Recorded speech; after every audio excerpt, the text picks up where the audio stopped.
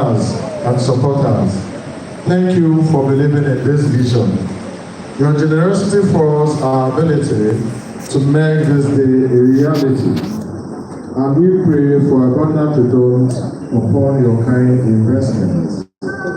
Our day today began with the Holy Mass at 8:30 a.m., reminding us that even as we strive to excel professionally, we must remain rooted in our faith and guided by God's purpose for our lives. As we move into the main event here at the Main Christi Hall, I urge each and every one of you here to participate fully, ask questions, network intentionally, and absorb the wealth of knowledge being shared. Let us not live here, let us not just live here with ideas, but with renewed vision, actionable strategies, and a deeper commitment to becoming disruptors for good in our career, businesses, and personal lives. Once again, I welcome you all to YCPD 2025. May your time here be enriching, enlightening, and truly transformative. God bless you all. You take drink now. It's a drink for me. Thank you. Thank you very much, LOC Chairman. It's time to listen to our President, our Archdiocese YCP President, in the person of Architect John Obede. Please put your hands together for him as he comes up for his opening remarks. Thank you.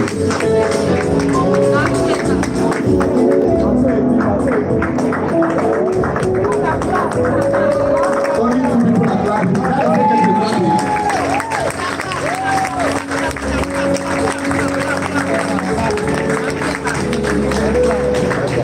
Professionals.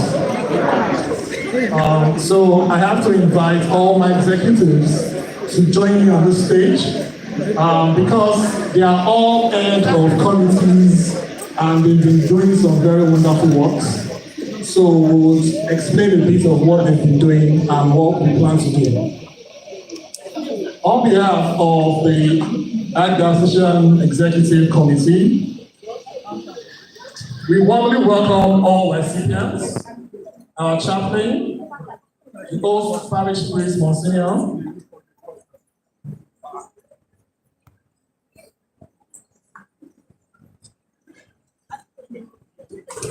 the associate parish priests, all priests and all religious, newly appointed patrons, esteemed keynote speaker, panelists, and our friends here present. In the 6th edition of the Archdiocese Professionals Day 2025, hosted by one of our exemplary YCP chapters of SS Philip and James. Please a round of applause for the host chapter. You've done a very good job. So they are hosting one of our remarkable and the LOC committee also have done a very wonderful job. Now this particular celebration is very significant as it coincides with our Silver Jubilee anniversary, which highlights the growth of our noble association after 25 years of existence. For those who don't know, YCP is 25 this year.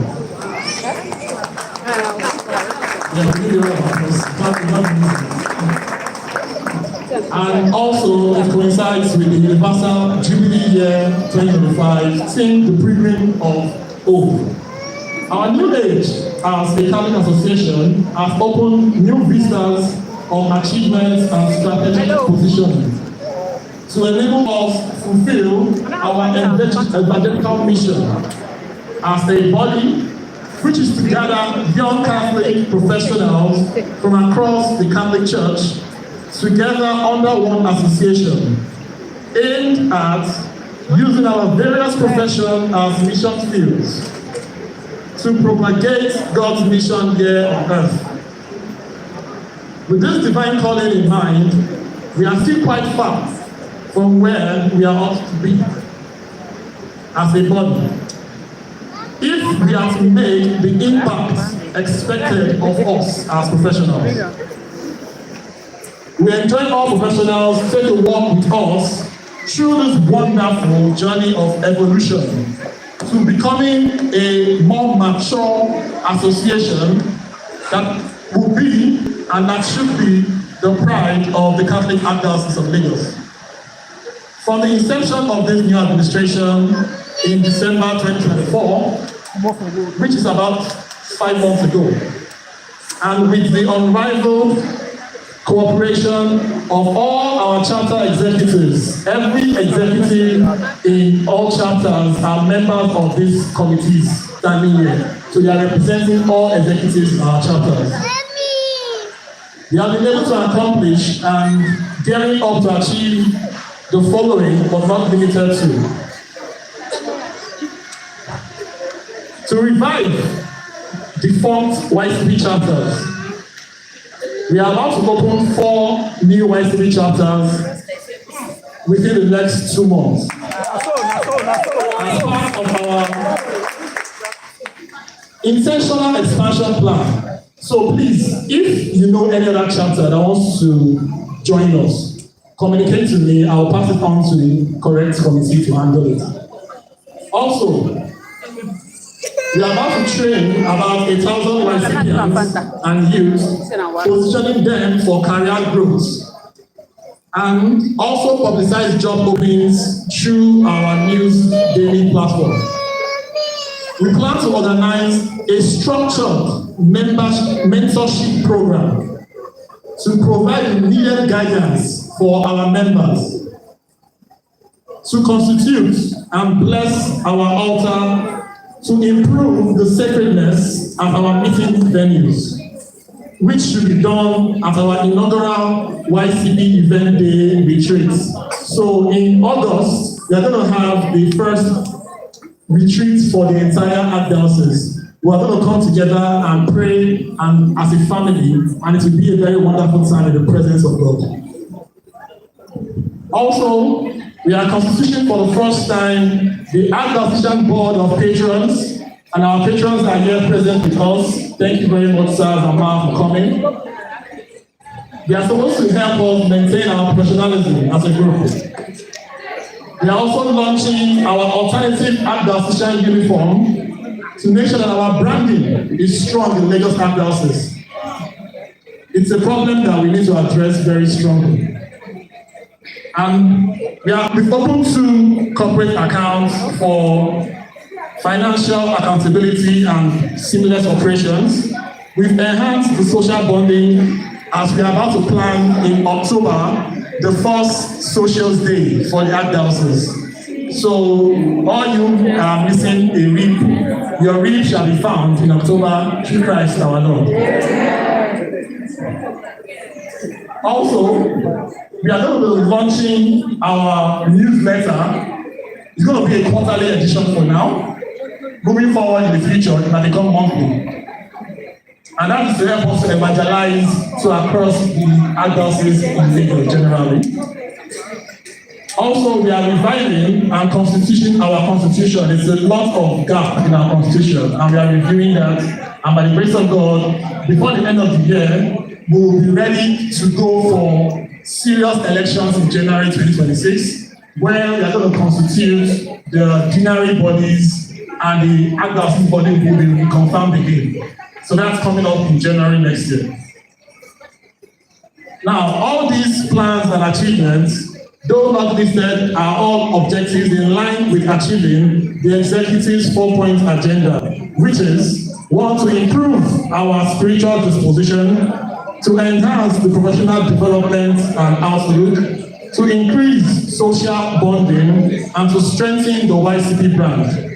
We enjoin all our brothers and sisters in Christ to not focus on what the Archdiocese can give to you, but what you stand to gain if you give your quota to make YCP a standout association in the Catholic Church, which will attract more youth into our fold so we can achieve more together, and importantly, make positive impacts in both the Catholic Church and our communities, as we are told in Acts 20, verse 35. It is more blessed to give than to receive. A resounding congratulations to all our awardees this year. We hope this notable recognition will spur you on to give more to the association and inspire others to be selfless in service to God's people. We will leave you with these parting words.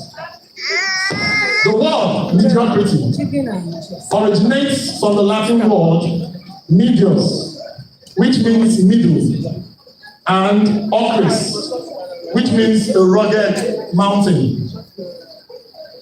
So, let us not stick at the middle of that rugged mountain of greatness, but united as a family, as Christ is one in the church. Let us strive to get to the top of that mountain to achieve the opposite of mediocrity, which is achieving excellence in everything that we do. May God bless the young Catholic professionals, may God bless the Catholic Church of Nigeria, and may God bless the entire world. Professionals, professionals, professionals. Thank you. Please let us put our hands together for archdiocese experts. They are doing great things, great things. Thank you very much for your service. Thank you, Mr. President.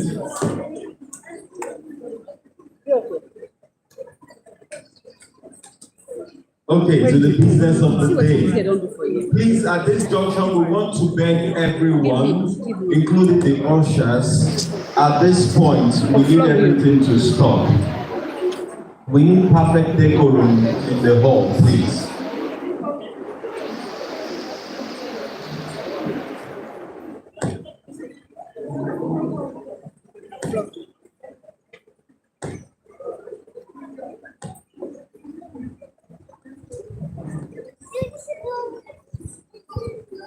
Please, can we all stop everything we are doing? We need everyone to be seated.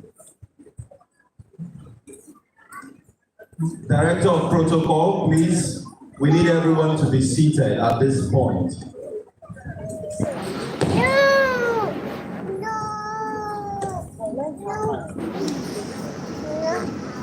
Patricia, please, can we suspend? My baby is pregnant. We are running out of She keeps time. giving me problems. See her. She keeps giving me problems. Ms. Chioma, please, can we suspend? Thank you. Thank you, everyone. So, we deal with our keynote address. We have Mr. Patrick Akinwuton. He's a chartered accountant and a Pan-African banker and fintech expert. This is a long profile, but permit me to cut it short because of time. He is an honorary fellow of the Chartered Institute of Bankers of Nigeria and an associate of the Chartered Institute of Taxation of Nigeria. He is the immediate past managing director and regional executive of EcoBank Nigeria. Having retired in 2022 after a 26-year Pan-African banking career at EcoBank, where he held various executive positions across Africa.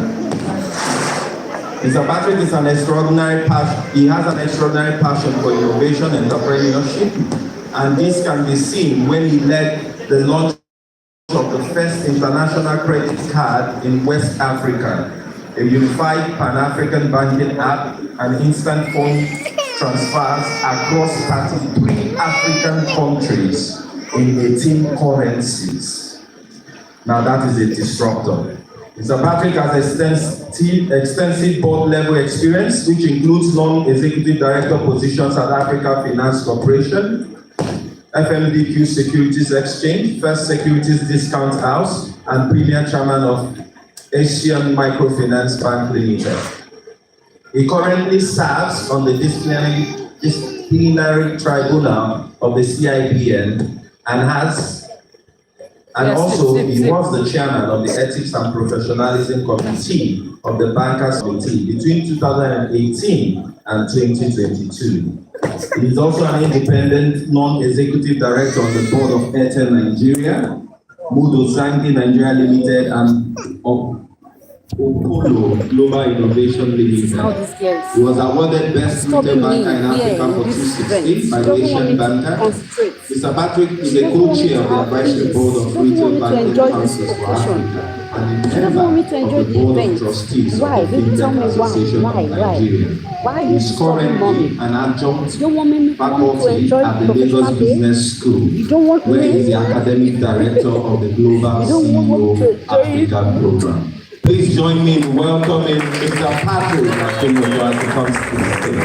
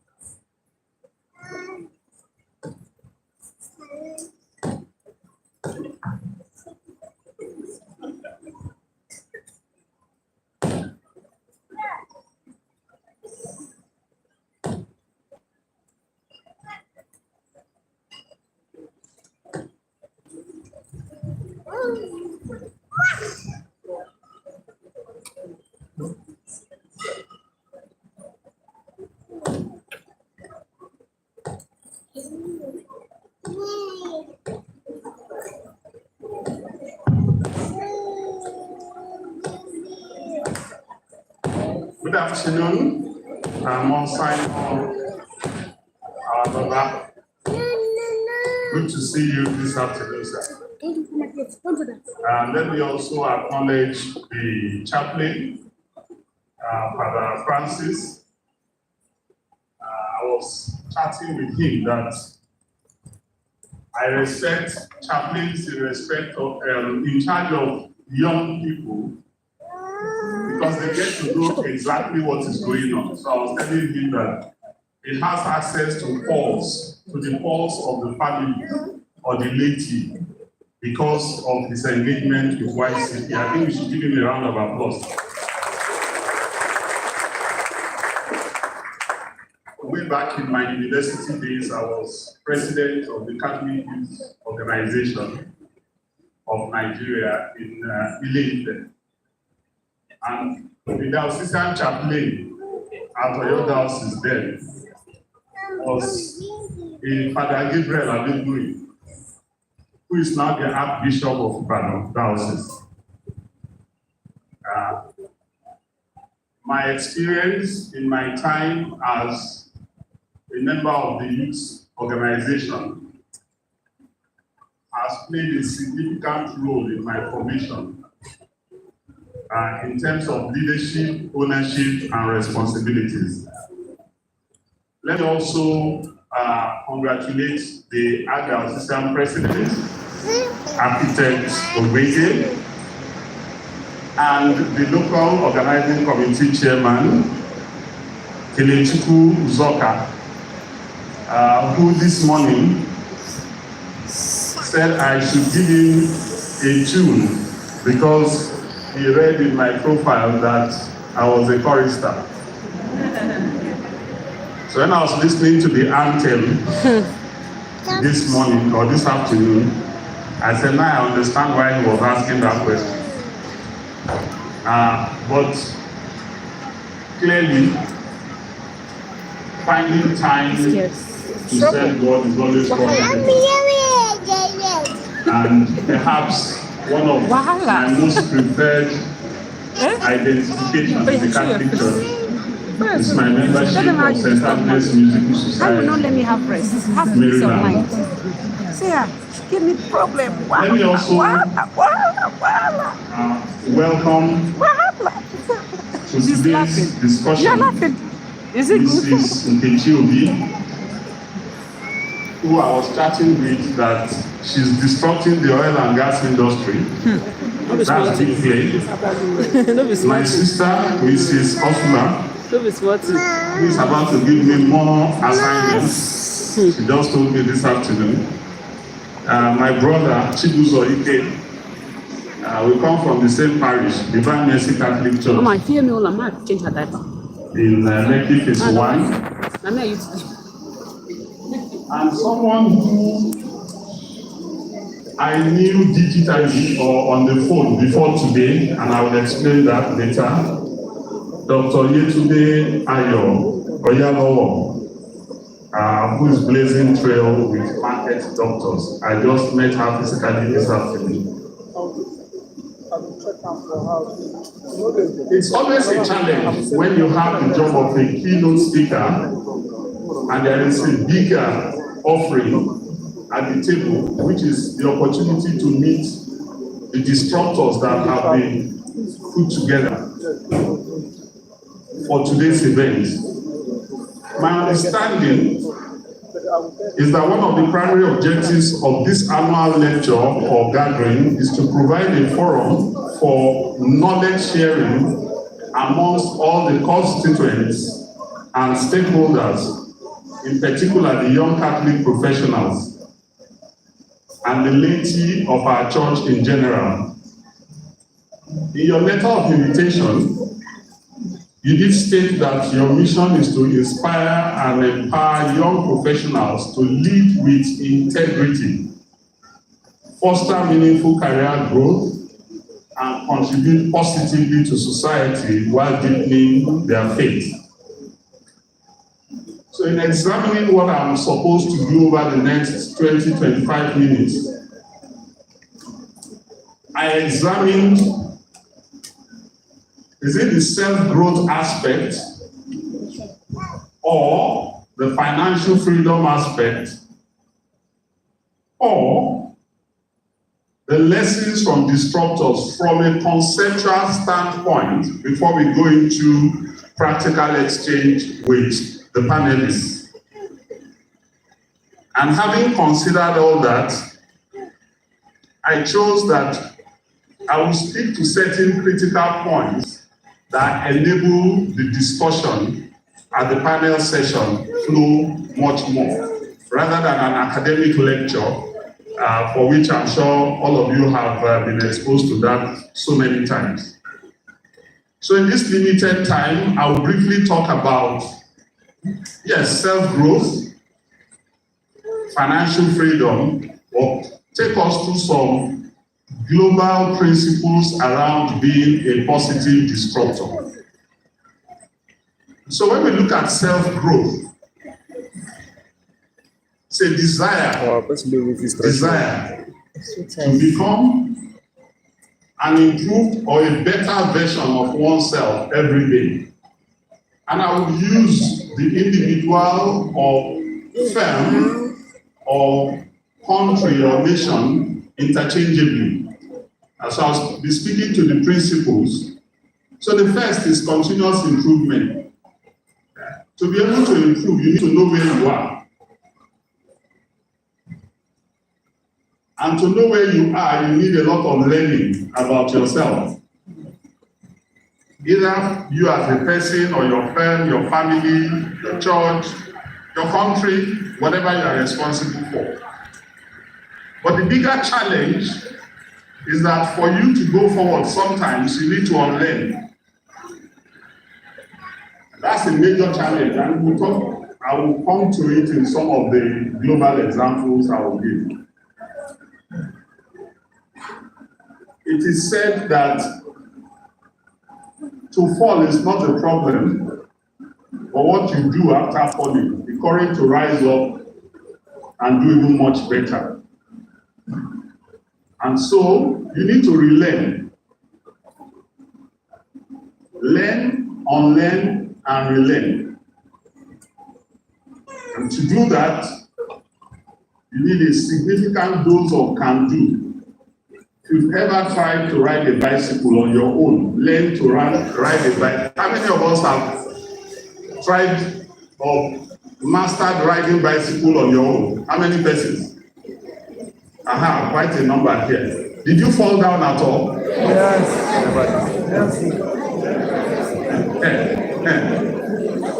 You know the interesting thing? You look at a young child growing up.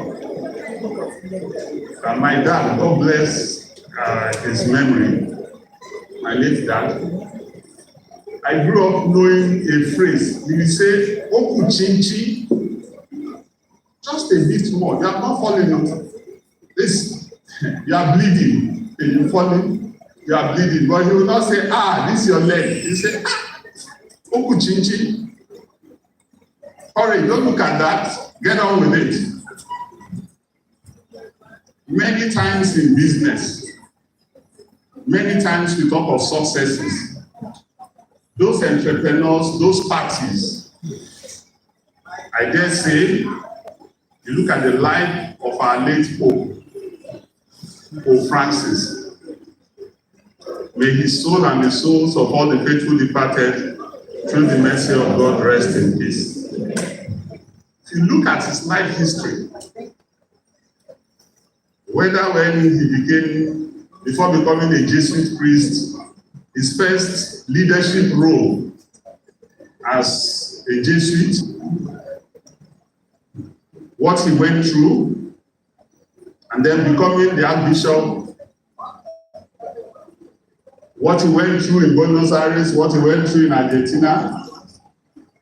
I don't have full detail, but his journey to becoming the Pope, I'm not very sure that when he went to the Vatican, he was to, I want to apply to be the Pope. Then you look at his papacy, his pontificate. Was it popular at each time that he made statements? Hello? No. Even for each of you, did you all agree with him? No. Since Monday, you look at all the feedback globally. Are you proud that he was our Holy Father? Yes. Sorry. A can-do, a never give up spirit. Does not mean you are right all the time. It does not mean you are right all the time, but that you learn from every situation that you find yourself, and you leverage on your faith in God and in yourself to carry on. Financial freedom. Your ability to meet your needs, emphasis on needs, and make choices without financial constraints. Needs and the choices that you make. I'm sure in this room we all understand the difference between need and want. Hello? Need, without it, you cannot survive. Want, you have enough, but you still Want more. are looking for more. Yeah. So you want it. One of the biggest lessons that I learned was in those days, I don't know, now I'm going to belie my age very well. You all know how much an ancestor I am now. In those days, the telephone used to be fixed on the table somewhere, and you'd go and you ring. And then some people came with what they said was fixed wireless.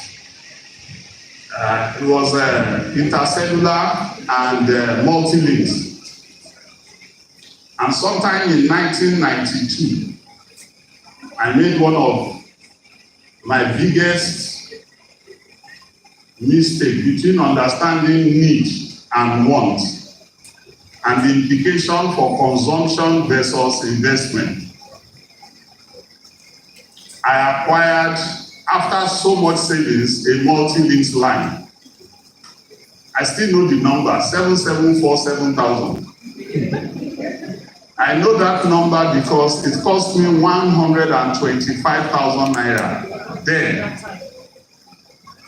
was a lot of money. And less than 5-6 years after, some people came around and said, we will introduce what is called GSM.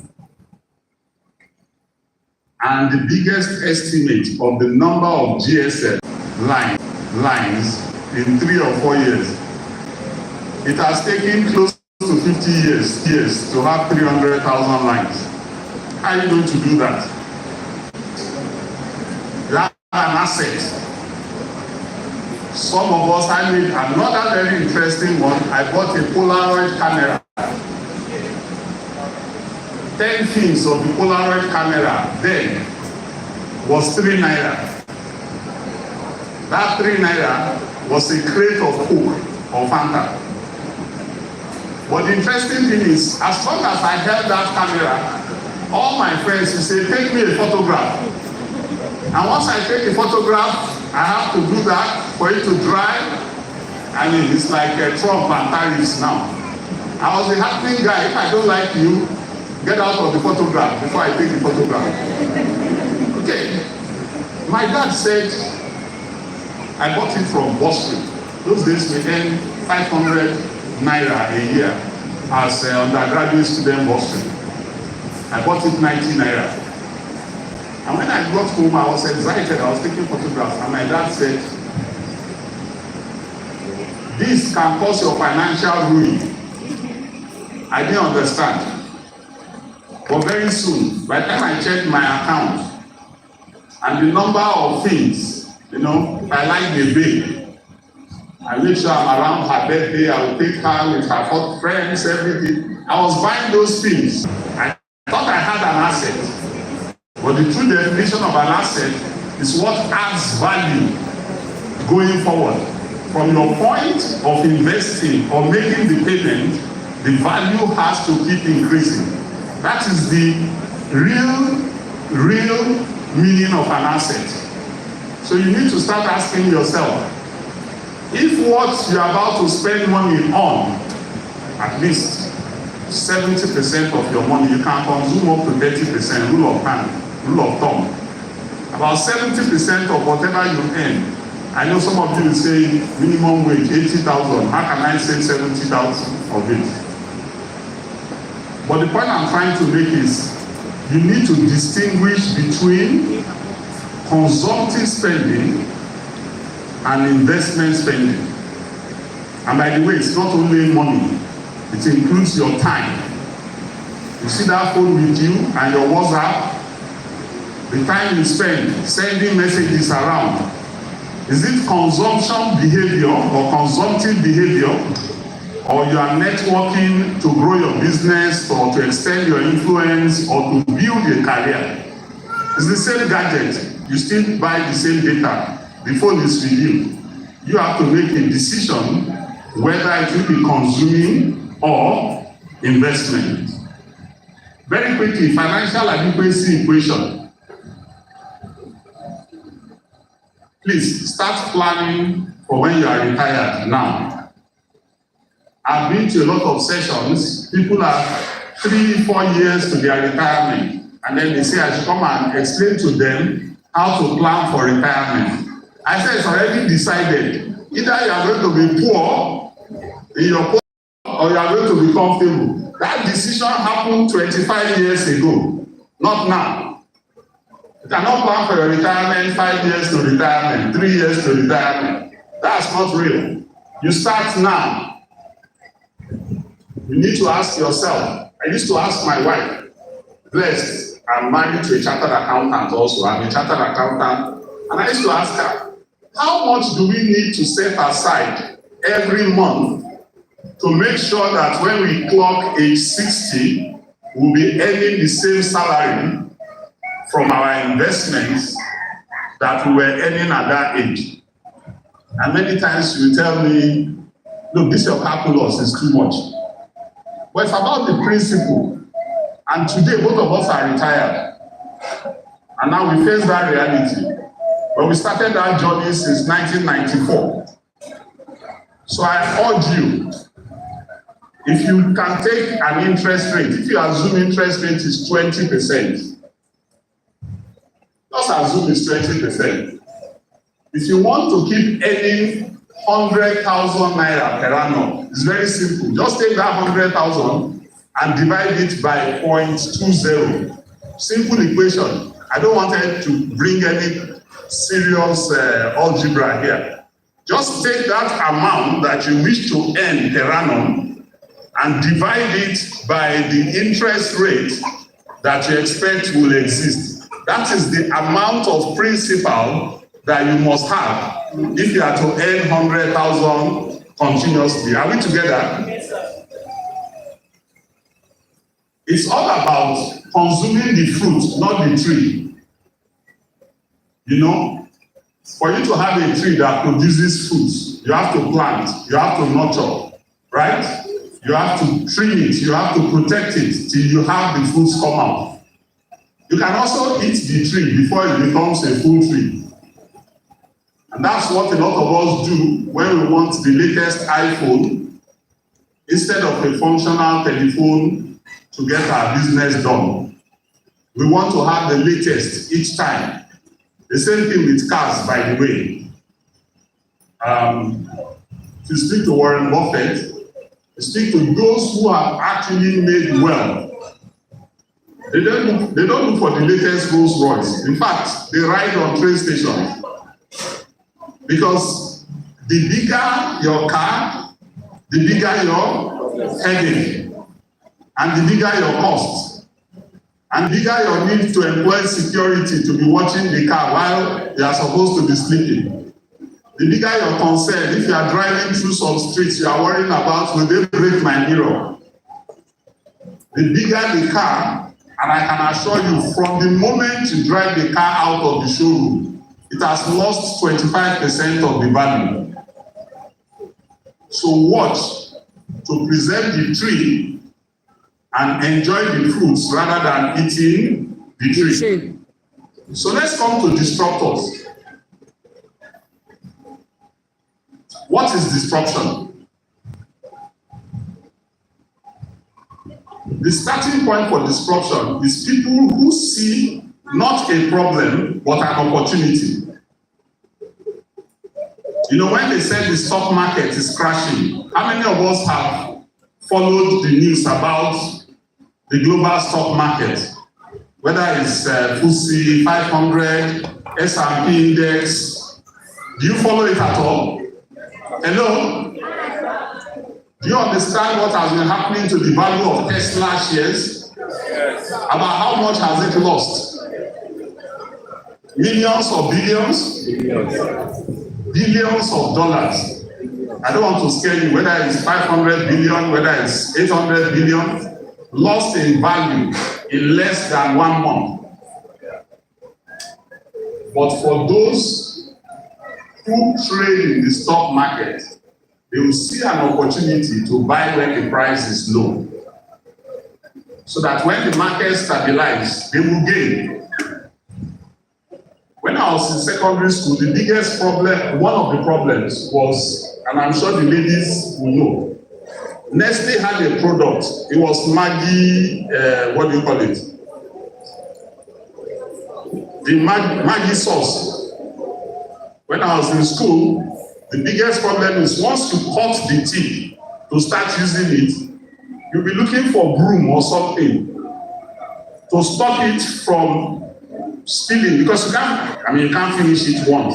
It's for a whole year, right? But the way the cap was made was that when you cut it, you'll be looking for all kinds of things to cover it. That was a big problem. Somebody in Nestle, from a customer feedback, said, look, all we need to do is to put cap that you can open and close. A stopper. And that product line, when it was done, grew by more than 80 times. Problem versus opportunity. Is fuel price going to go up? Is it going to be available? Some people saw opportunity for electric vehicles. Do you wait at a long queue in a bank? Somebody saw opportunity for an ATM. And when ATM was not giving cash, the POS guy saw what? Opportunity. Problem versus opportunity. The second is you innovate for solution, not for skill, not for knowledge. Innovation that is not solving something is not innovation. It's just an exercise, an academic exercise. It has to have profound impact. You must have profound impact, scalable. It must deliver common good. Somebody called Adolf Hitler was able to innovate on how to extinguish a race. Yes, for somebody to be able to build those camps and incinerate close to 6 million Jews. He had an innovation. It was disruptive. It was at scale. But was it for common good? Hello? Was it for common good? Do you consider it innovation today? Would you like to be such a disruptor? So it must be for common good. And it must be sustainable. Sustainable meaning it must favor profitability, people, and the planet. It must be ecologically friendly, economically friendly, for you to talk of sustainability. I'll go to some of the examples as we prepare for the panelists. She's doing shakara, don't mind that. So I put up some disruptors. Next slide. And this is where I would mention my good friend, Dr. Oyalowo. Look at us here. Dr. Oyalowo. Please, can you? Okay. Just go to the. So I put some examples of disruptors on the screen. We all know Meta. Meta is the owner of Facebook, WhatsApp, Instagram, Messenger. Will you consider them a disruptor? Apple. How many of us here have an iPhone? Hello? Yeah, I still get 10%. Apple, will you consider them to be disruptor? Or a couple of banks in Africa? West Bank. Or a couple of banks in Africa? Was less than 10 years old. Are they a disruptor? We know Dangote. So NNPC had held us by the throat all these years. And now we export PMS. Will you consider Aliko a disruptor? So questions will start. Good. Because you have to talk of how it impacts common good. But I also have EcoBank. Up to year 1986, any bank that is of size in Africa is owned by an international bank, either a French bank or a British bank or an American bank.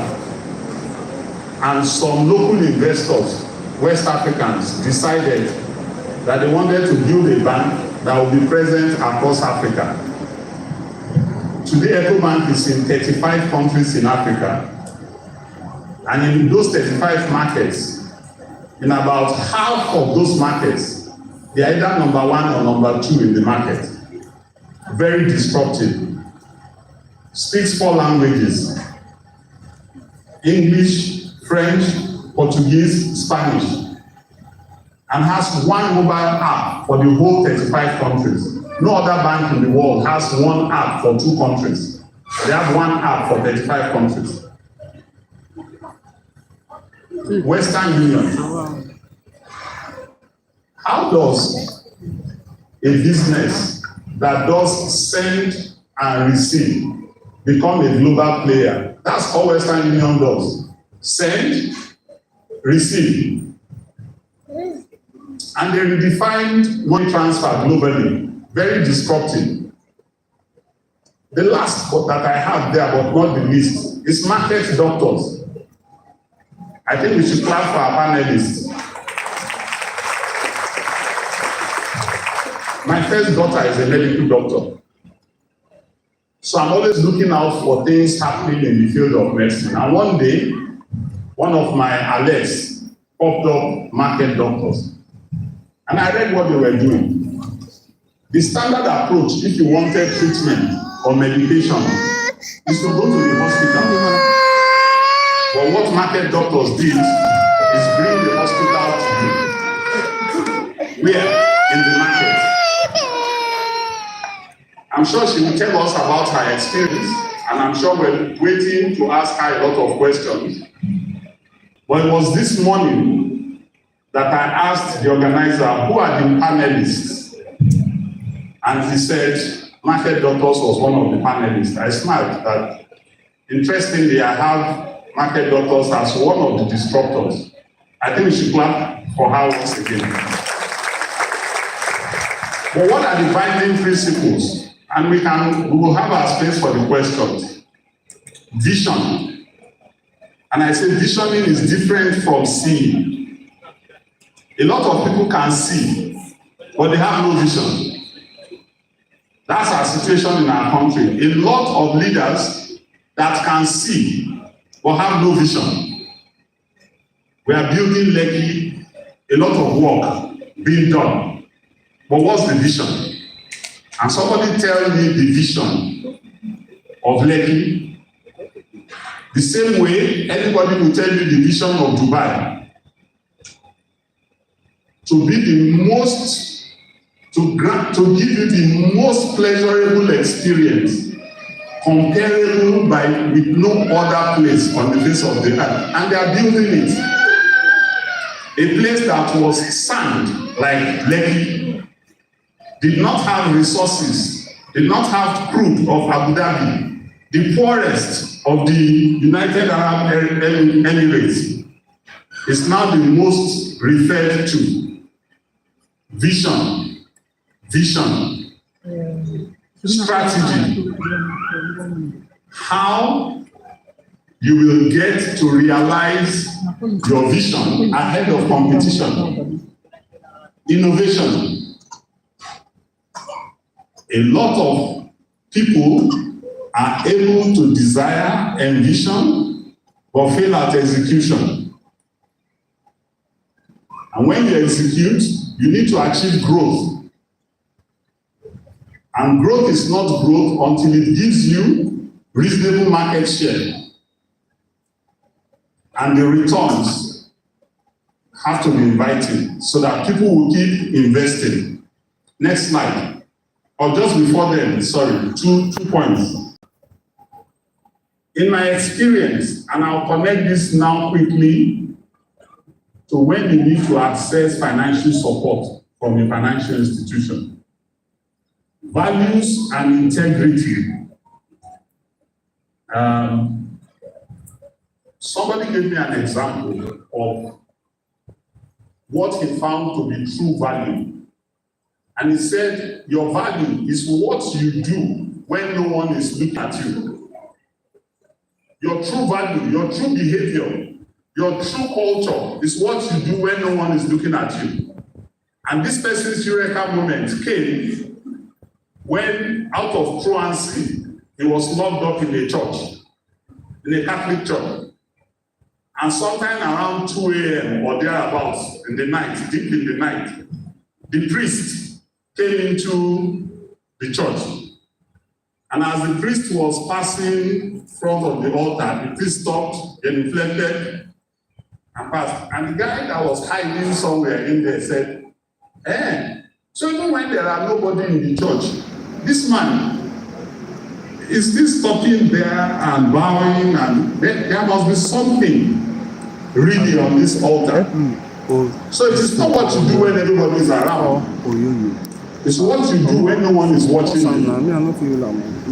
Integrity. You know, it's very easy to agree with people or to join a bandwagon when they are winning. When things are going well, it's easy to associate. Yes, That's my person. Oh, I agree with that. But when there is trouble, when things are going the other way, how many persons will stand up for the same position? That's integrity. Not only when it works for you, but even at your expense. And we know from customer relationship research, customers never forget brands that demonstrate integrity. Brands that are out to gain their customers for results never last finally. Because once the customers find that out, the backlash is super. And that's why a lot of people are falling in love with the brand Catholic Church in this moment. How do you, with somebody on Truth Media, insist that, well, whatever he's going to say, fine, but I think refugees should be treated fairly. But I think condemning people is not the way of God. Condemning bad action, yes, but God's mercy is for the person. You reflect that to somebody who believes he's in control of the world, and we know what integrity means. Next. In rounding up, I just